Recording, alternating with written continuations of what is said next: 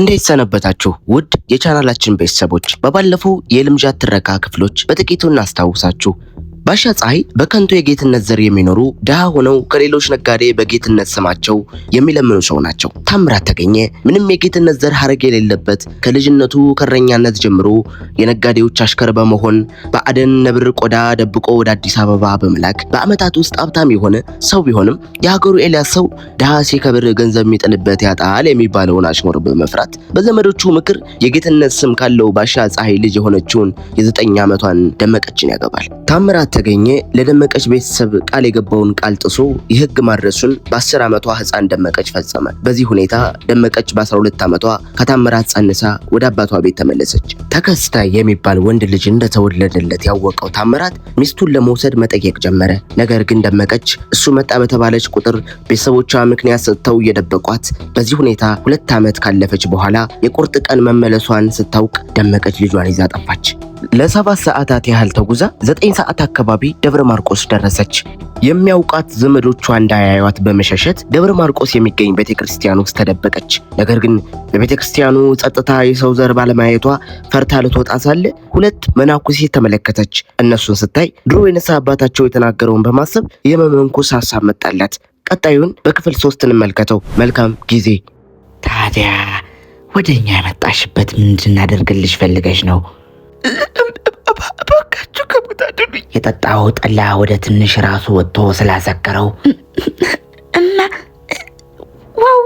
ዋዋ በል እንግዲህ ይህችን ልጅ አደራ ሰጥቻለሁ።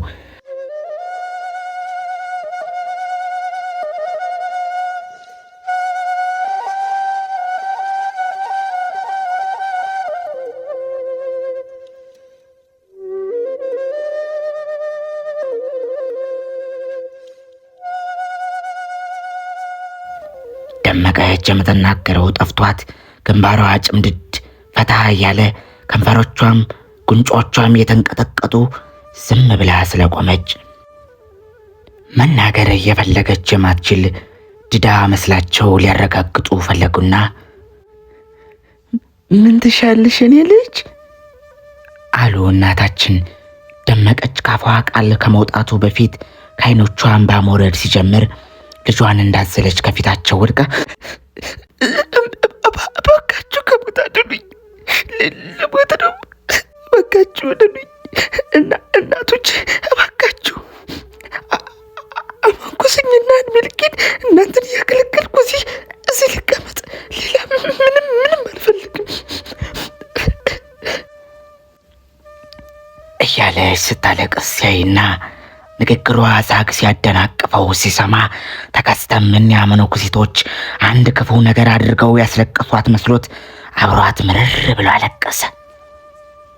ከዚያ ሁለቱም መበለቶች እኒያ 2 ልጆች ድንገት እንደ ዱብዳ ከፊታቸው ወድቀው ተያይዘው ሲያለቅሱ ሲያዩና ተደናግጠው ተሎ ከተቀመጡበት ተነስተው ደመቀችን ከነ ልጇ አነስተው የእሷንም የልጇንም እንባ በልብሳቸው በእጃቸውም እያባበሱ ሲያባብሏቸው ቆይተው ጸጥ ሲሉላቸው በስቲ ልጄ እዚህ ተቀመጭና የሆንሽውን ንገሪን አሉ። እናታችን ለደመቀች የምትቀመጥበት ቦታ በጎናቸው በኩል እያመለከቱ ደመቀች ባመለከቷት ቦታ ተቀምጣ የሆነችውን ለመናገር የምትጀምርበት ስትፈልግ ተከስተ እኒያ እናቱን አስለቀሱ ብለው ፈርቷቸው ጠልቷቸው የነበሩ መነኩሴቶች እሷንም እሱንም ሲያባብሉ ሲያይ ወዲያው ዘመዶች አድርጓቸው ፍርሃቱንም ጥላቸውንም ረስቶ እና አለ።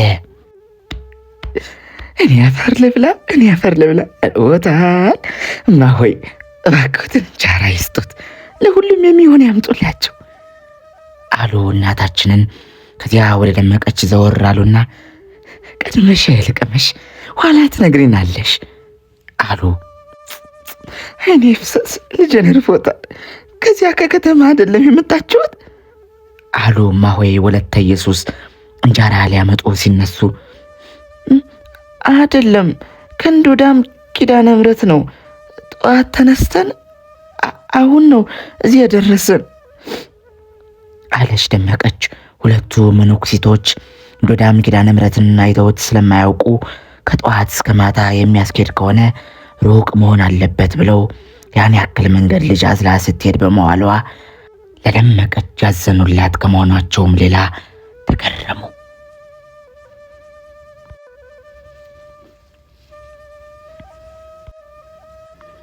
እንጀራ ሊያመጡ የተነሱት መነኩሲት 2 እንጀራ በዝብዴ ወይም የሸክላ ቁና አድርገው በላዩ ወፍራም የክክ ወጥ በርከት አድርገው አፍስሰው ሲሰጧት ደመቀች ሰግዳ ተቀብላ ልጇን አበልታ ካጠገበች በኋላ እሷም እስክትጠገብ በላች። ከዚያ እማሆይ ወለተ ኢየሱስ በትልቅ ጥዋ ጥሩ ጠላ አምጥተው ሲሰጧት ተከስታ አይቶ እማ ዋዋ እያለ አስቸገረ። ዋዋ ምን ማለት ይሆን አሉ እማሆይ ወለተ ኢየሱስ እንደ መሳቅ ብለው። ውሃ ማለቱ ነው። ውሃ ይኖር ይሆን እናቴ አለች ደመቀች። አስቸገረኝ ይሉኛል ብላ እየፈራች። አይ ትንሽ ነበር ቅድም በተሳተ ምሳ በልተን እጃችን ታጠብንበት። ውሃ የምታመጣልሽ ደግሞ ተዘገየ ይሆናል። ታዲያ እንደ ጠማው ከሚቆይ ጠላ ቢጠጣ ምን ይለዋል አሉ እማሆይ ወለተ ኢየሱስ። ምን ጠላ ደግሞ ምን ይለዋል አይደለ አሉ እናታችንም ቀበል አድርገው። ብቻ ተከስተ 2ቱ መነኩሲቶች ስለ ጠላ መጉዳት አለመጉዳት ምስክርነታቸውን እስኪሰጡ አልጠበቀም። በጣም ተጠምቶ ስለነበረ ገና እነሱ በመነጋገር ላይ እንዳሉ እናቱን አሸንፎ መጠጣት ጀምሮ ነበር። ጥሙን እስኪቆርጥ ስምጥጥ አድርጎ ጠጥቶ ሲያበቃ የተረፈውን ለእናቱ ሰጠና እሷ ገና ጠጣ ሳትጨርስ የጠጣው ጠላ ወደ ትንሽ ራሱ ወጥቶ ስላሰከረው ፊቱም ጆሮዎቹም እንደ ፍም ቀልተውና ግለው የኮረኮሩትን ያክል ትንፋሽ እስኪያጥረው እየሳቀ የበሉበትን ዕቃ ካልሰበርኩ ብሎ ለያዥ ለገራዥ አስቸገረ። እናቱ ለመያዝ ሞክራ አልሆንላት ስላለና እንዲያውም የባሰ ራሱን የሚጎዳ ስለሆነ ርቆ እንዳይሄድ እየተከላከለች ብቻ ዝም ብላ የሚያደርገውን ትመለከት ጀመር። እማሆይ ወለተ ኢየሱስ ዕቃውን ከእጁ ቀምተው ቤት ካገቡት በኋላ አንድ የወደቀውን እንጨት እዚያ ስላገኘ ያን አንስቶ እየሳቀ እናታችንን ካልመታው ብሎ ሲጋበዝ ቆየና እሱንም ተቀማ። ከዚያ ጠበኝነቱን ትቶ ወደ ሰላማዊ ጨዋታ ዞረ።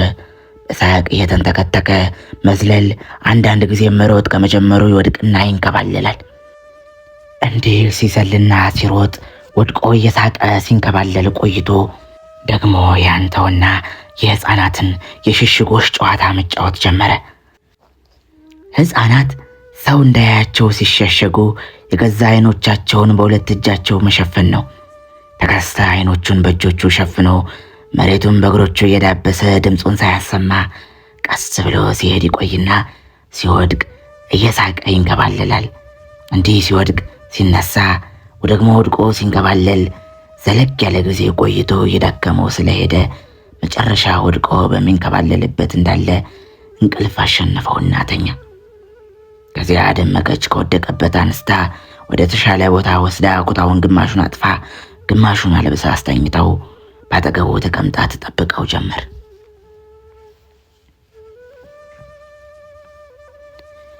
ተከስተ እንዲህ አሳቁን ሳያቋርጥ መጀመሪያ ዕቃ ካልሰበርሁና ካልተማታው ብሎ ሲጋበዝ ከዚያም እየዘለለ የሮጠና ወድቆ የተንከባለለ ሲያደርገው የነበረው ተመልካቾቹን ለማጫወትና ለማሳቅ እንጂ ሰክሮ ሳያውቅ የሚያደርገው እንዳልነበረ ሁሉ ሁለቱ መነኩሲቶች ደስ ብሏቸው አንድ አፍታ እንኳ ጥርሳቸው ሳይከድኑ ያን ሁሉ ጊዜ አብረው ሲስቁ ቆዩ። ደመቀች ግን የሚያልፍለት ስላልመሰላት የምታደርገው ቅጡ ጠፍቷት ፈዛ ነበር። መነኩሲቶች ጭንቀቷን ከፊቷ ከተመለከቱ በኋላ አስቀድመው የእሷን ሁኔታ ሳያዩ ያን ያክል ሲስቁ በመቆየታቸው የህሊና ወቀሳ ተሰምቷቸው እርስ በርሳቸው ተያዩና አይዞሽ አሁን እንግዲህ ከተኛ አለፈለት ማለት ነው። እንዴት ያለ ደማም ልጅ ነው! ምንሽ ነው ልጄ? አሉ እማሆይ ወለተ ኢየሱስ። ልጄ ነው አለች ደመቀች እንደማፈር ብላ መሬት እያየች። አንቺ ወለድሽው አሉ ሁለቱ መነኩሲቶች እንደተማከሩ ባንድ ላይ። አዎ አለች ደመቀች አንገቷን እንደደፋች። መነኩሲቶች ትንሽ ዝም ብለው የመገረም ዓይን ከተለዋወጡ በኋላ በስቲ እንግዲህ ይህን ትንሽ ልጅ አዝለሽ ወደኛ የመጣሽበት ምክንያት እስኪ ንገሪን አሉ እናታችን። ደመቀች ያን እንደ መርግብ ልቧን ተጭኖ ሲያስቸግራት ሲያሰቃያት የኖረውን ከባድ ሸክም እንዳለ አውጥታ ዘረገፈችላቸው። በቅድመ ተከተል ተራ ሲዛ አጣፍጣ ይሁን እንጂ እንደ ልጆች ሁሉ የፊቱን ኋላ የኋላውን ፊት አድርጋ መሰቃቅላ አንድ ሳይቀር ሁሉንም ነገረቻቸው። ታዲያ በግድ ወላጆችሽ ለባልሽ እንዳይሰጡሽ ነው ጣፍተሽ የመጣሽው ማለት ነው አሉ እናታችን በረዥሙ አደበላልቃ ከተናገረችው ፍሬ የመሰላቸውን ብቻ አጠቃለው። አዎ 2 ዓመት ያክል ተለያይታችሁ ከቆያችሁ ምናልባት አሁን ደህና ሰው ሆኖ ሊሆን ይችላል። ታዲያ ወላጆችሽ እንዳሉሽ ተመልሰሽ አይተሽው ካልተለወጠ ደህና ሰው ካልሆነ ከዚያ በኋላ አንድያሽን ፈተሽ ብትወጪ አይሻልም?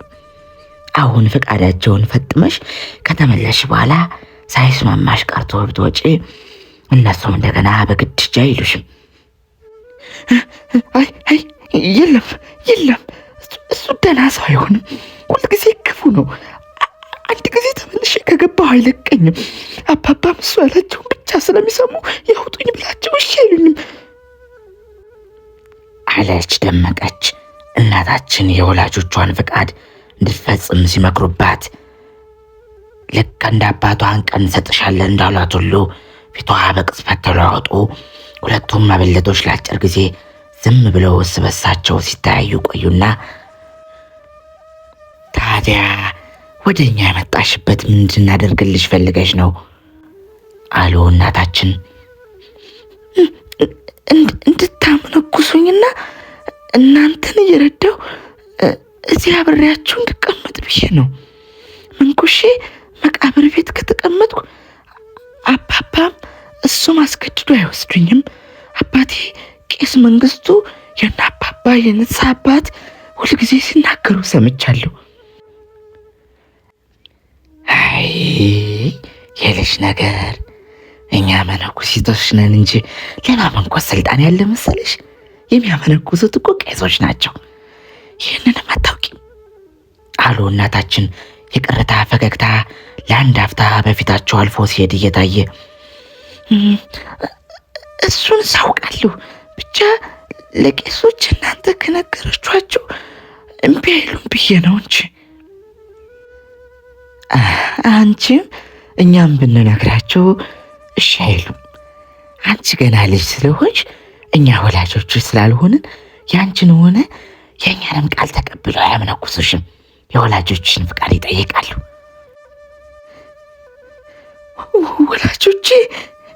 ወላጆቼማ እንኳንስ እንድመነኩስ ሊፈቅዱ እዚህ መሆኔን ካወቁ አባባ ይዘው ለሱ ይሰጡኛል። እባካቸው ለዚህ መሆኔን እነሱ አይወቁም። እዚህ መሆኔን ካወቁ ይዘው ይሰጡኛል። ወደ እሱ ከመመለስ የት ስሄድ ጅብ በልቶኝ ወይ ገደል ገብቼ መሞት ይሻለኛል አለች ደመቀች። እምባዋ ግራና ቀኝ ጉንጮቿን ሞልቶ እየወረደና ሳግ ሲተናነቃት የምትናገራቸው ቃሎች ባጭር እየተቋረጡ። እስቲ ልቅሶሽን ተይና የእኛን ምክር ስሚ ልጄ አሉ እናታችን። የእኛን ምክር ስሚ። እንዲህ አሁን ለእኛ እንደነገርሽን ለእሱ ለባልሽ መልሰው ከሚሰጡሽ ሞት የምትመርጭ መሆንሽን ከነገርሻቸው የገዛ ልጃቸውን ሄደሽ ሙቺ ብለው አይሰዱሽም። ስለዚህ አባትሽንም ሰው ልከን እናስመጣቸውና የደብሩን ገበዝ ጨምረን ያለ ፍቃድሽ እንዳይሰጡሽ አደራ ብለናቸው ልጁንም ጨምረሽ ከምታንገላቸው ብትመለሽ ይሻልሻል እባካችሁ ስለ እግዝእትነ ማርያም ብላችሁ አታምጧቸው እናቶቼ። አባባ ካገኙኝ ይዘው ነው የሚሰጡኝ። እባካችሁ ዛሬ ብቻ ስለመሻ አሳድሩኝና ነገ በጠዋት እሄድላችኋለሁ። አላስቸግራችሁም። ብቻ ለአባባ አትስጡኝ እባካችሁ፣ አትስጡኝ አለችና እያለቀሰች በእግራቸው ልትወድቅ ስትነሳ ሁለቱም ቶሎ ተነስተው ይዘው ያባበሏት ጀመር። ልጄ ለአንቺ ለልጅሽ የሚሻል የመሰልን መከርንሽ እንጂ ካልፈለግሽ ተይው፣ አንልክባቸውም። ተመካክረን ሌላ የሚሻል መንገድ እስክንፈልግ እዚህ ከኛ ጋር ትቆያለሽ፣ አታስቸግሪንም አሉ እናታችን አንገቷን ይዛ። እማሆይ ወለተ ኢየሱስማ ምጥንታዋን ሲሰሙና ውስጣዊ ጭንቀቷ ምን ያክል ጽኑ መሆኑን ከሁኔታዋ ሁሉ ሲያዩ፣ ቆስሎ የሚሰቃይ ልቧ በዓይኖቿ የሚያፈሰውን የደም እንባ ሲያዩ ጽኑ ሐዘን ተሰማቸውና አንጀታቸውን በስለት እንደተመተረ ተንሰፈሰፈና አልቅሰው አላቆማሉ። አይዞሽ ልጅ፣ አይዞሽ። አሁን እናታችን እንዳሉት ተመካክረን የተሻለ መንገድ እስክናገኝ አባትሽም ሆነ ሌላ ሰው አይመጣብሽም። ማንም ሳያይሽ እዚህ ትቆያለሽ አሉ እማሆይ ወለተ ኢየሱስ ደመቀችን ከእናታችን እጅ ወስደው ግንባሯንም ጉንጮቿንም እየሳሙ። ደመቀች ሁለቱ መበለቶች ሲያባብሏት፣ በተለይ እማሆይ ወለተ ኢየሱስ አብረዋት ሲያለቅሱ ስታይ ያዘኑላት መሆናቸውን ተሰማትና ለመጀመሪያ ጊዜ ከእናቷ ሌላ ውስጣዊ ስቃዩን የሚረዳላት ሰው ያገኘች መሰላትና በፍርሃትና በጭንቀት ጨልሞ የነበረውን የልጅ ፊቷን ከባድ ደመናውን ፀሐይ እንዳስወገደችለት የክረምት ሰማይ በደስታ ወገግ አለ።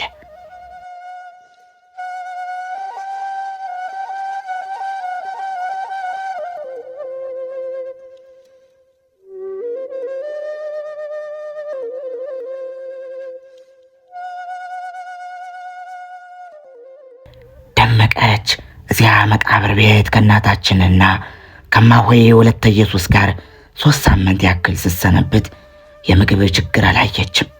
እሷና ልጇ የፈለጉትን ያክል እንጀራ በወጥ በፈለጉ ጊዜ እየበሉ፣ እሷ ጠላ፣ እሱ ውሃ እየጠጡ፣ እሷ ለብዙ ጊዜ ትታው የቆየችውን በጠዋት ተነስታ ዳዊት መልካ ኢየሱስና መልካ ማርያምን ከደገመች በኋላ በእማሆይ ወለተ ኢየሱስ እግር ተተክታ ቤት ስትጠርግና ዕቃ ስታጣጥብ በጣም ደስ ብሏት ሰነበተች።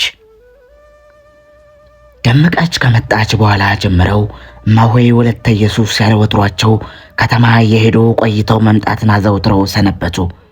አንድ ቀን እንደ መሰንበቻቸው ከተማ ቆይተው ተመልሰው ከእናታችን ጋር ለብቻቸው ቀስ ብለው ሲነጋገሩ ቆይተው ደመቀችን ጠሩና ሰማሽ ልጄ አሉ። እናታችን ደመቀች ሊነግሯት ያሰቡትን ስትሰማ የምትሆነውን አስቀድሞ እንዳስፈራቸው ሁሉ እያመነቱ ሰማሽ ልጄ፣ መቼም እዚህ ተሸሽገሽ ሁልጊዜ ልትኖር አትችይም። እዚህ መኖርሽ እስካሁን ሳይታወቅ አይቀር። ታዲያ አባትሽና ባልሽ እዚህ መሆንሽን ሰምተው የመጡ እንደሆነ እኛ 2 ደካሞች ከነሱ ተከላክለን አንቺን የምናድንበት ጋሻና ጦር የለንም።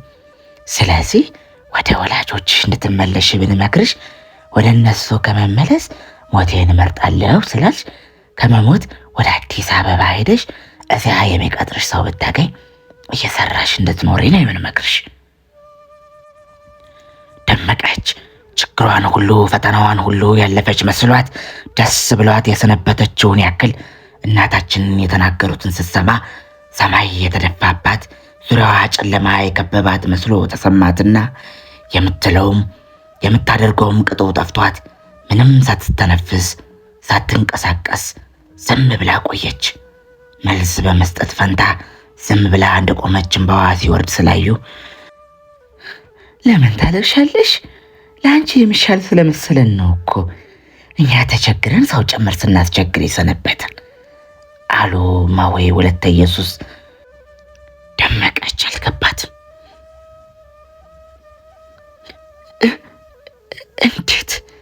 እንዴት አድርጌ ነው የሚሄድ አለች በተሰበረ ድምፅ። እዚያ ከደረስሽ በኋላ የምትሆኚውን እግዚአብሔር ያብጅልሽ እንጂ እስከዚያ የሚያደርስሽስ እማሆይ ወለተ ኢየሱስ ሲቸገሩ ዘመድም ሲያስቸግሩ ሰንብተው አግኝተውልሻል አሉ እናታችን። እናቱ ስታለቅስ ሲያይ ተከስተም ጧ ብሎ ያለቅስ ጀመር። የእሷ ክፍል የእሷ ቅጅስ ስለሆነ ደስ ሲላት ሲያይ አብሯት ደስ ይለዋል፣ ስታለቅስ ሲያይ አብሯት ያለቅሳል። በማግስቱ ንጋት ላይ የእማሆይ ወለተ ኢየሱስ ዘመዶች ፈልገው ያገኙላቸው አቶ መላኩ ረዳ የሚባል ባለ ካሚዮን ነጋዴ የቤተ ክርስቲያን መንገድ መኪና ሊያስኬድ እስከሚችልበት ድረስ ካሚዮኑን ቀረብ አድርጎ አቁሞ እሱ ወደ እናታችን መቃብር ቤት መጣ። ደመቀች ልጇን እንጀራ በወጥ አብልታ ውሃ ጠጥታ እሷም ልቧ እየተሸበረና እየተናነቃት መብላት ስላቃታት ትንሽ ከቀመሰች በኋላ ዕቃውን አነስታ ተከስተን በኩታዋ አዝላ ትጠባበቅ ነበር። አቶ መላኩ እናታችንን እጅ ነስቶ እንደተቀመጡ ጉልበታቸውን ለመሳሙ ጎንበስ ሲል ተው ልጄ፣ እግዚአብሔር ይባርክ ልጄ፣ ሀብት ያድል ብለው በሁለት እጃቸው ቀና ካደረጉት በኋላ በል እንግዲህ አሉ። አንድ ጊዜ እሱን አንድ ጊዜ ደመቀችን እያለዋወጡ እያዩ በል እንግዲህ ይህችን ልጅ አደራ ሰጥቻለሁ። ልጅ አስላ እንዳትንገላታ ተጠንቅቀ አዲስ አበባ እንድታደርስልኝ፣ እዚያም ቢቻልህ አንተ ባይቻልህ የሚቻለው ሰው ቀጣሪ ፈልጎ እንዲያስቀጥራት እንድታደርግልኝ አደራ በልንጋ በምድር የሰጠውን በሰማይ ትሰጠኛለህ አሉ እናታችን የጥብቅ አደራ ምልክት የሆነውን ሳር አግበስብሰው። ኧረ ግድ የለም እንኳንስ ይህን ትንሹን ነገር አቅም የተሻለ እናታችን ሌላ ትልቅ ጉዳይ ብላክስ ደስታውን ችየው ነው አለ ነጋዴውን ሳሩን ከእናታችን እጅ ተቀብሎ እንደ መስገድ ብሎ። ከዚያ እናታችን ደመቀችን ለብቻ ወስደው 12 ብር ቆጥረው ከሰጧት በኋላ ጸሎተ ማርያም ደግመው በሷም በልጇም ላይ ብለው መርቀው አሰናበቷቸው። ደመቀች እያለቀሰች የእናታችንና የእማሆይ ወለተ ኢየሱስን ጉልበት ስማ ካሚዮኑ በቆመበት እስክትደርስ ወደ ሰነበተችበት መቃብር ቤት እየዞረች እያየች ሄደች። ካሚዮኑ ውስጥ ገብታ ስትቀመጥ እዚህ መቃብር ቤት መኖር እንዴት ውብ ነበር አለች ለራሷ ብቻ በሚሰማ ዝቅተኛ ድምፅ። ክፍል 4 ይቀጥላል።